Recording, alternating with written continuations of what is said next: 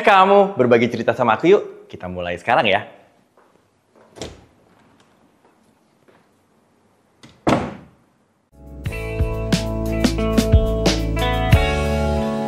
Ayo, jangan kepengaruh ya kita-kita ini. Halo teman-teman, apa kabar nih? Lagi intens ngapain? Nah, kalau aku sekarang sedang banyak kerjaan, which is good. Dan lagi mau liburan sama keluarga, jadinya lagi berusaha menyelesaikan kerjaan-kerjaan yang belum kelar.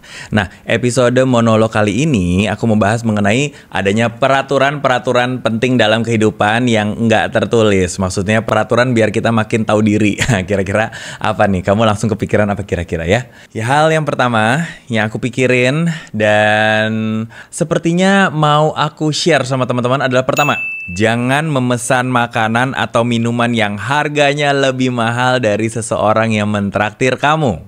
Banyak jenis spontanitas yang muncul kalau dengar kata traktiran. Aduh, ditraktir, gue pesen yang paling mahal deh kalau gitu. Ada yang justru mumpung ditraktir jadi pesan yang mewah yang nggak pernah dia makan kalau misalnya dia bayar sendiri gitu ya. Tapi ada juga nih, ada orang yang udah cukup seneng banget dengan adanya orang yang berniat traktir. Nah, ini akan ada berbagai macam tipe-tipe orang yang kayak begitu. Dan aku harap teman-teman onlineku kayaknya mudah-mudahan mengarah ke yang nomor 2 ya. Jadi cukup tahu diri dan cukup senang dengan ada orang yang niat buat mentraktir teman-teman. Jadi kita nggak perlu aji mumpung kalau ada orang yang mau bayarin makanan kita. Tapi terkadang justru kedekatan kita dengan seseorang itu justru jadi memudarkan boundaries tersebut.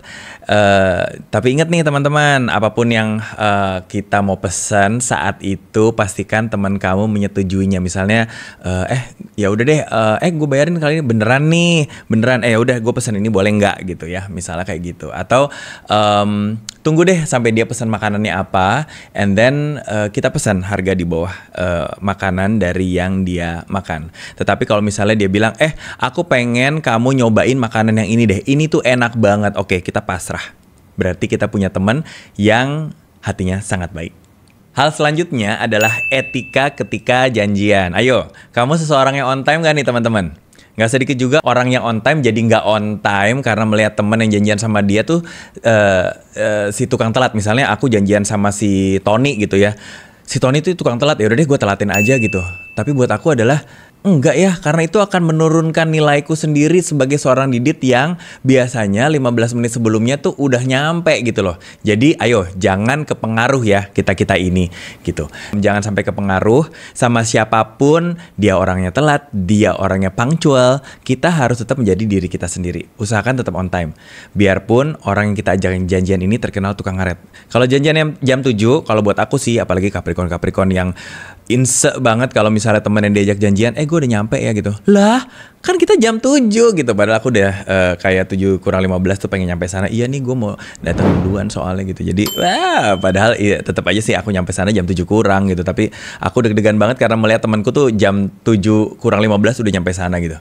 Nah, jadi udah sampai tempat janjian, aku masih harus cari parkir dan segala macam gitu ya. Jadi, itu buat aku tetap ngaret karena temanku yang aku janjian tuh udah nyampe duluan gitu. Jadi kita harus mengalokasikan waktu. Karena misalnya nih kamu akan telat atau misalnya nggak bisa datang gitu. Kamu juga harus kasih tahu sama temen yang kamu ajak janjian itu misalnya 1 jam atau 2 jam sebelumnya. Aduh sorry banget bro, kayaknya ini jalanan parah banget deh gitu. Karena misalnya ada titik-titik yang ditutup jalanannya karena banjir atau apa gitu ya. Tapi kalau misalnya ngomong Jakarta macet basi karena emang dari zaman aku lahir sampai sekarang kayaknya macet terus gitu ya. Jadi intinya kita harus menghargai waktu orang lain. Apalagi kalau misalnya kita nggak bisa datang hari besoknya gitu ya, karena sakit H-1 harus kasih tahu karena waktu orang lain sangat berharga. Biarkan mereka bisa mengatur jadwalnya sendiri, mungkin bisa dia jadi ngerjain kerjaan yang lain atau ketemu orang lain. Nah, selanjutnya misalnya jika kita sedang ngobrol sama orang nih, sering banget, sebaiknya kamu fokus dan ada eye contact. Jangan malah sibuk main HP atau justru motong percakapan. Apalagi bisik-bisik sama teman ketika sedang ada yang presentasi. Aduh jangan ya teman-teman, ya itu berasa banget tahu. Itu amat gak sopan dan kamu bayangin deh kalau kamu yang digituin. Udah capek-capek nyiapin materi presentasi, udah capek-capek semangat pengen cerita, audiensnya malah sibuk sendiri. Walaupun teman kamu nanti bilang, iya gak apa-apa lu cerita aja, gue dengerin kok gitu. Kayaknya, dude, Jadi ternyata sekarang aku kemarin pernah bahas juga, ternyata waktu yang berharga, enggak sih, waktu dan kehadiran lo gitu. Waktu lo aja nggak cukup ternyata, karena lo ngasih gue waktu, tapi lo nggak ngasih presence lo gitu loh.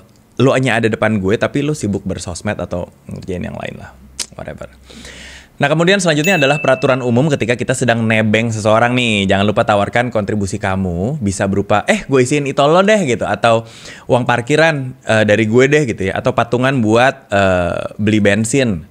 Jangan jadi princess passenger duduk manis kecuali kamu lagi digebet sama dia gitu, itu beda cerita. Bantuin juga lihat maps ya, yang pastinya sangat meringankan. Jangan kayak teman saya masuk mobil terus tidur gitu. Ada sih beberapa kemarin saya dikirimin fotonya juga.